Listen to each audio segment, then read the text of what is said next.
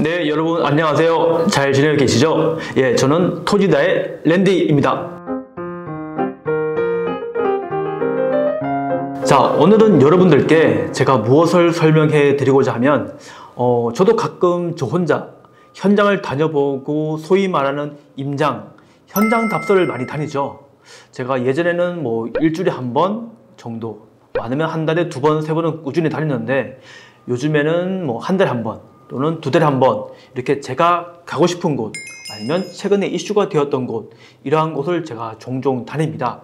제가 늘 가끔 다니는 곳이 뭐 당진도 다니고 뭐 세종도 가보고 평택도 가보고 뭐 서산, 태안, 또 때로는 보령, 원산도 이렇게 많이 다니는데 그 지역을 다니다 보면 많은 이야기를 듣죠. 여러분들이 뭐 매스컴에서 하는 그런 정보들, 그리고 그 지역의 도시기본계획, 그런 종합계획에 나와 있는 내용들이 정말로 조금씩 반영이 되는지 저도 그러한 것이 많이 궁금하니까 많이 다녀보는데, 오늘은 그러한 지역의 하나인 태안의 만대항 이야기를 한번 해보도록 하겠습니다. 오늘 저의 주제는 남한의 태안 만대항 답사 이야기입니다. 만대항이 어디냐? 태안의 가장 윗부분이에요. 태안은 지도를 보시면 약간 길쭉한 모양으로 되어 있죠. 거기에 가장 위쪽에 있는 항이 만대항이고 가장 핫한 지역으로 선정되고 있는데, 왜 그런지 오늘은 만대항 한번 짚어보겠습니다. 랜디의 슬기로운 토지투자 만대항 답사를 한번 시작해 보시죠. 자, 여기 그림을 보시면 여기가 만대항이에요. 여기 만대항에서 이 반대쪽으로 서산에 있는 대산으로 이제 연륙교가 만들어진다는 이슈 때문에 이곳이 좀 유명해졌는데, 그 관련 뉴스를 좀 보면 바로 이러한 뉴스죠. 이러한 뉴스는 예전부터 나왔었어요. 사실상 한 10년 전부터. 그때는 어떤 거였냐, 이 이원하고 대산 간 연륙교를 만드는데 여기를 조력 발전소를 만들자. 지금의 저기 화성이나 시흥 쪽 시와 방조제처럼 조력 발전소를 만들자 했는데 그걸 안 만들었죠. 왜냐하면 발전소를 만들게 되면 이 지역에 있는 갯벌의 생태가 파괴된다.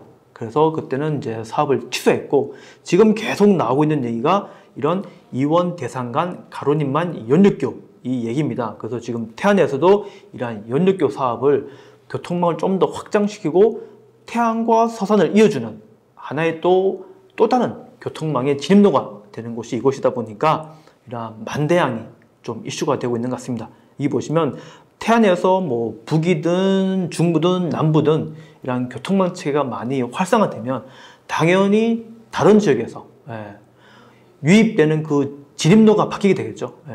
지금은 뭐 당진, 서산, 태안을 지나가는 뭐 중심도로, 흔히 말하는 국도 32번 도로가 중심축이지만은 향후에 이런 가로림만 연륙교가 만들어지면 당진의 서산, 이 북부에서 바로 태안으로 진입하는 새로운 진입로가 형성된다고 보시면 될 것 같습니다. 그래서 여러분들이 이런 매스컴 자료도 한번 찾아보시면 좀 도움이 되실 것 같습니다. 만대항을 가는 주요 도로망이에요. 지금은 만대항을 가려면 태안의 중심부를 지나서 북부권, 여기 보시면 원북면, 그리고 이원면을 지나서 쭉 올라가야 돼요. 그래서 만대항을 가다 보니까 사실 제가 있는 이 수원에서 서산까지 차가 안 밀리면 거의 서산 IC까지 한 1시간 정도 걸리거든요. 근데 또 서산에서 대산 만대항에 가려면 그래도 못해도 한 40분은 가야 돼요. 그래서 보통 뭐 넉넉 잡아 한 2시간 보는데, 향후에 제가 앞전에 말씀드린 것처럼 이런 이원 대산간 연륙교가 개통되면 당진에서 서산 북부권역 이 38번 도를 바로 타고 가기 때문에 시간은 훨씬 줄어드는 거죠. 못해도 한 30-40분은 그냥 줄어들 것 같은데, 그러한 교통의 접근성이 좋아지니까 이런 만대항이 좀 주요 포인트가 되는 것 같고, 왜 만대항인지 혹시 아세요? 예전에는 이런 교통망이 많이 안 좋았을 때 그 만대항을 가다 멀어서 그만 간다, 그만 가고 만다 해서 만대항이라는 소리가 있죠. 그만큼 이 도심지에서 좀 많이 교통에 오지라고 많이 그런 불렸던 곳이죠. 그런데 이러한 곳이 교통이 점점 좋아지고 해양 관광을 준비하다 보니까 이러한 축으로 자꾸 개발되고 그러한 중심점으로 집가의 상승이 이루어진다 보시면 될 것 같습니다. 그래서 주로 가는 교통망은 서산 IC에 나와서 이런 32번 국도를 통해서 올라가는 이게 지금 가장 큰 도로이고 향후에는 이제 이원 대산간이나 연륙교가 만들어지면 당진부터 서단을 북부권역으로 바로 진입하다 보니까 초입 부분이 바뀐다는 거예요. 예, 이런 만대항 쪽으로 많이 교통량이 늘어날 것으로 보고 있습니다. 그래서 여러분들도 이런 지도를 좀 많이 보시면 앞으로 이러한 교통망이 활성화되고 좋아지면 과연 이 주변에 어떠한 좀 개발 이슈가 있는지, 우리가 흔히 부동산을 얘기할 때 가장 먼저 많이 얘기하는 게 도로교통망이죠. 예, 왜? 도로교통망이 좋아지면 당연히 그 지역을 찾는 유동인구가 증가하게 되었어요. 예, 부동산은 다른 게 없죠. 예, 사람들의 유동인구, 그 다음에 차량의 증가, 인구의 사람들의 발을 밟는 그 땅의 수가 많아질수록 그 땅의 값어치는 올라가고 개발도 잘 된다고 보시면 됩니다. 그리고 제가 만대항을 가서 찍은 사진이죠. 예, 그날 날씨가 엄청 좋았어요. 예, 요즘 가을 날씨 너무 좋죠. 바람도 시원하고 하늘도 파랗고. 근데 이런 만대항 가보니까 그 시원한 가을 바다의 향기도 있지만은 그 시원한 바람이 너무 좋았어요. 그래서 제가 사진을 좀 찍었는데 초입에 약간 부두가 있고 그 초입 따라 바닷가로 이렇게 데크, 산책길을 다 만들었더라고요. 근데 그날이 아마 휴일이어가지고 이게 좀 중간중간 작게 보면 사람들이 다 보일 거야 아마. 이런 사람들이 이런 솔향기길, 이게 있죠? 솔향기길 1코스예요. 예. 만대항부터 해서 이 반대로 해안선 따위로 다 산책길로 되어 있죠. 이러한 부분을 사람들이 이제 가을 산책으로 또는 바다의 향기를 좀 맡고 싶어서 이런 산책길을 많이 가다 보니까 향후의 이 인근 자체가 이러한 해안, 관광, 뭐 둘레길, 솔향기길, 이게 하나의 이제 트렌드가 되다 보니까 이 지역의 유동인구가 점점 더 증가하고 만대항도 좀 더 개발이 되고 그러한 현상을 좀 볼 수 있습니다. 그래서 여러분들이 이러한 만대항 한번 나중에 가보시면 이 솔향기길 1코스 한번 둘러보는 것도 괜찮을 거예요. 애들 데리고 가면 이렇게 손잡고 걸으면서 뭐 바다 향기도 맡고 하면 정말 이런 가을 향기에 좀 버금가는 그러한 관광 코스가 되지 않을까 좀 이렇게 예상을 해봅니다. 그리고 또 하나 있죠. 여기 보면 만대항 건설공사 보시면 예전에는 이 만대항 공사를 그렇게 안 했는데 최근 들어 자꾸 이렇게 이원 대산간 연륙교 얘기가 나오다 보니까 약간 기반 공사를 하고 있는 것 같더라고요. 그래서 보니까 현장 사무소도 있고 그런 건설하는 공사 현장을 제가 찍었는데 여기 사진 보시면 저기 멀리 이게 포크레인이에요. 포크레인. 포크레인이 지금 이 항만 부두 쪽으로 이 라인 쪽으로 지금 돌을 다 지금 쌓고 있는 거예요. 부두 이제 기반 닫으려고 공사하는데 왜 하겠냐? 나중에 연륙교가 만들어지고 그 주변에 뭐 부지나 그런 관광, 뭐 바닷가 해양공원 이런 걸 만들려고 약간 기반 조성 사업을 하는 것 같더라고요. 그래서 여기가 지금 만대항 건설 공사가 이루어지고 있어서 정말 이 만대항 자체가 향후에 이런 태안의 가장 북부 지방에 이슈가 있는 그런 항만으로 되지 않을까 한번 혼자 좀 생각해 보는 시간을 가져봤습니다. 그 다음 사진을 좀 보시면 바로 이런 곳이죠. 여기가 이제 만대항 가는 초입 부분, 그런 길목에 있는 임야였는데 예전에는 제가 이제 위성지도를 보니까 아직 개발이 안 된 임야였어요. 계획관리 지역. 그리고 태안은 한 가지 좀 더 말씀드리면 해안 라인 주변도 그렇고 전체적으로 이런 관리 지역 땅들이 많이 없습니다. 대부분 다 농림 지역이나 뭐 자연환경 보전 지역 이런 지역이 많다 보니까 해안가 위주 그리고 뭔가 개발 행위를 할 수 있는 이런 관리 지역 땅들이 금값이에요. 금값. 진짜 이 지역에 어느 정도 이슈가 되고 도로망이 좋아지면 많이 땅값이 올라갈 거라 보고 이 지역도 이렇게 토목공사를 해놓고 이제 기다리는 거죠. 집가가 많이 오르기 전에 어느 정도의 임야나 입지 좋은 곳을 먼저 선점해 놓고 부지만 조성해 놓는 거죠.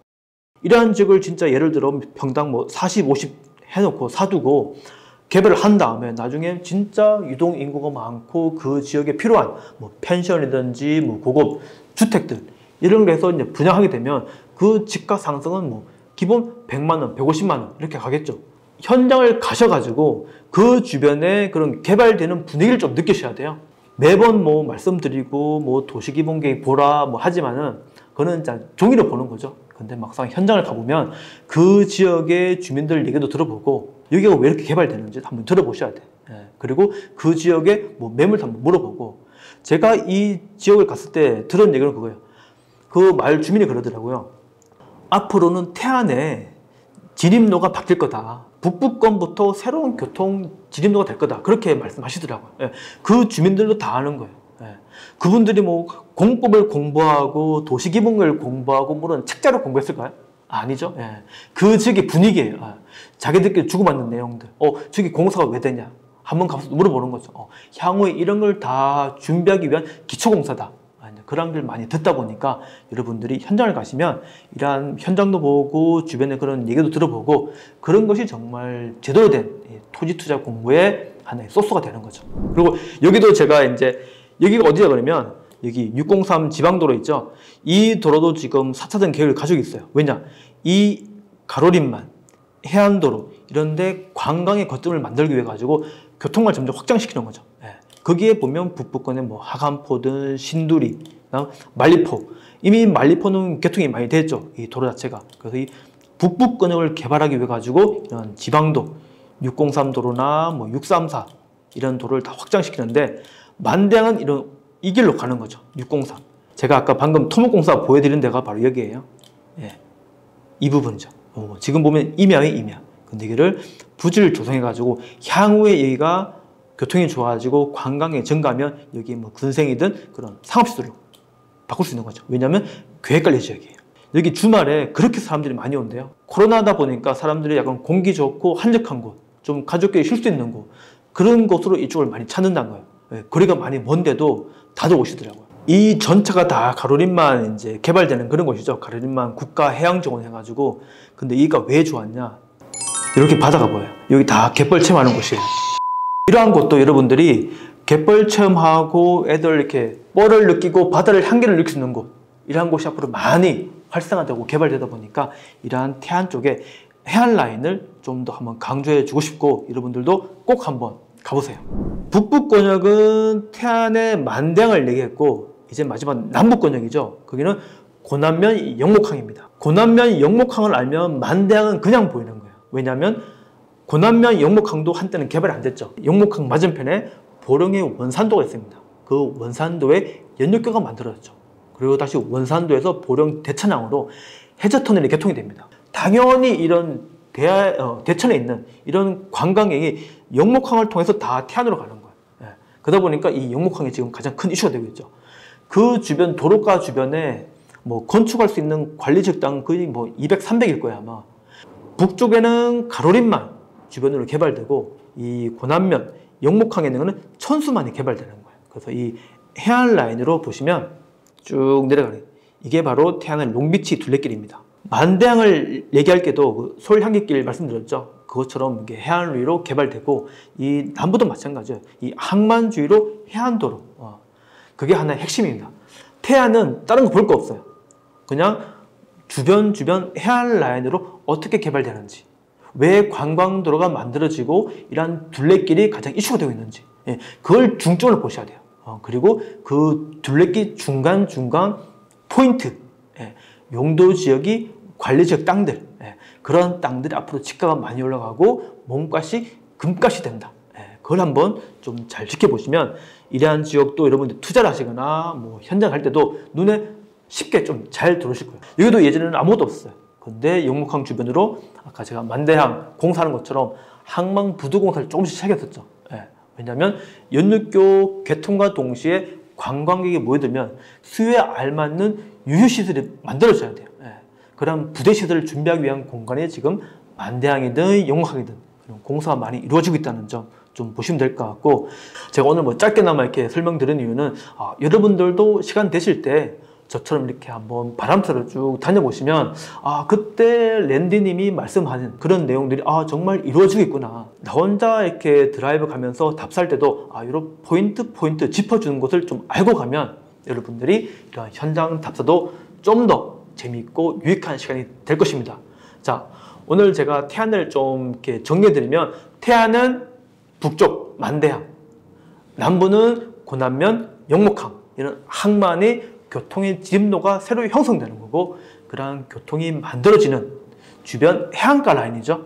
그런 라인으로 관광의 거점이 된다. 그리고 그 거점되는 포인트마다 어떤 용도지역 땅, 관리지역 땅, 이러한 부분이 여러분들의 투자의 핵심이 된다는 거 한번 알려드리고 싶었습니다. 자, 제가 다음에도 다른 지역 하게 되면 이러한 답사 이런 여행기를 해드릴 테니까 잘 지켜봐 주시고요. 태안 꼭 한번 가보세요.